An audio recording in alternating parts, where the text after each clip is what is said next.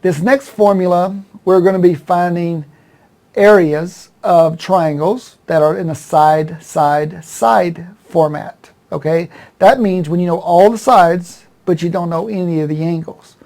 And you can say, well, we could still use the sine area formula because we could use the law of cosines to find an angle. And that's true. So once you find an angle using the law of cosines, and you already have three sides, then you could use the sine area formula that we talked about in the previous discussion. And that's all good, and you can.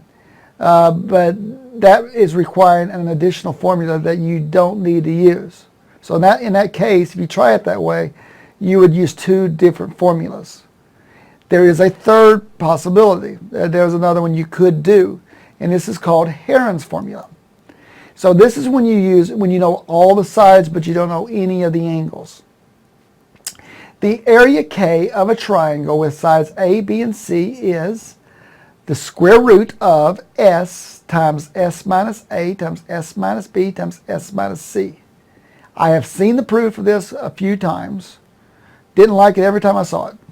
And some people, it makes sense, but it's very complicated, for me at least, to follow. And but we don't need, it's beyond our scope anyway, so we don't teach the Heron's formula, the proof of it anyway, but we do talk about how to use it.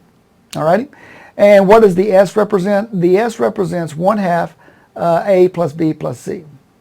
Now, you're like, well, what does the S represent? Why is it? What are you using S for? Well, can you tell me what A plus B plus C represents? If you add up the three sides of a triangle, A plus B plus C, what's that called? I believe it's called the perimeter.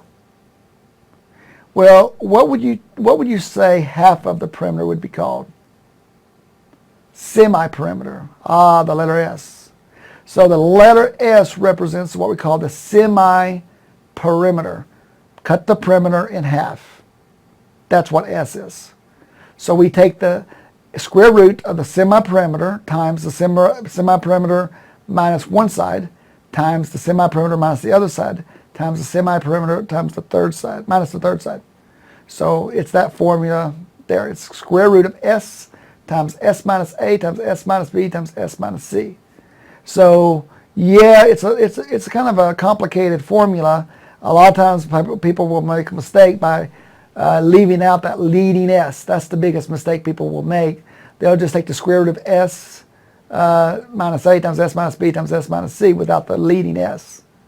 So you got to make sure that leading S is in there. All right? And S is the semi-perimeter. Cut the perimeter in half is what that is. So let's look at an example using this when we have three sides that we know.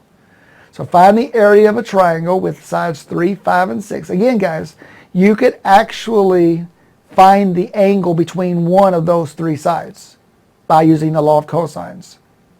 Once you've done that, you can use the area sine formula, the sine area formula, as we talked our previous discussion. Take a little longer, but you would get the right answer. So if you use the Heron's formula here, the semi-perimeter is half of A plus B plus C, which is going to be half of 3 plus 5 plus 6. So that's 7. Okay? Now, the semi-perimeter is going to be larger than your largest side of your triangle. It has to be. So if the sides are 3, 5, and 6, notice the semi-perimeter is 7. It's bigger than even the 6 is. If that's not the case, you made a mistake somewhere down the line, because the semi-perimeter has to be larger than all three sides, because when you apply the formula, S minus A has to be positive, S minus B has to be positive, S minus C has to be positive. So if S is smaller than any of those three sides, then you're going to get a negative inside the radical, and that's the problem. All right? So when you do that, it's got to be bigger. So if you didn't, recheck your math. So the area is going to be the square root of 7, remember the leading S, times 7 minus 3, 7 minus A, 7 minus 5, 7 minus B, 7 minus C. They made a mistake there, guys. See it? It says 1 minus 6. It should say 7 minus 6. They corrected their mistake in the next step. 7 minus 3 is 4. 7 minus 5 is 2. And 7 minus 6 is 1. So they made a mistake at the initial step. So you might want to pause it, correct it, and move on. Okay? So 7 times 4 times 2 times 1 is 56. Use your calculator if necessary.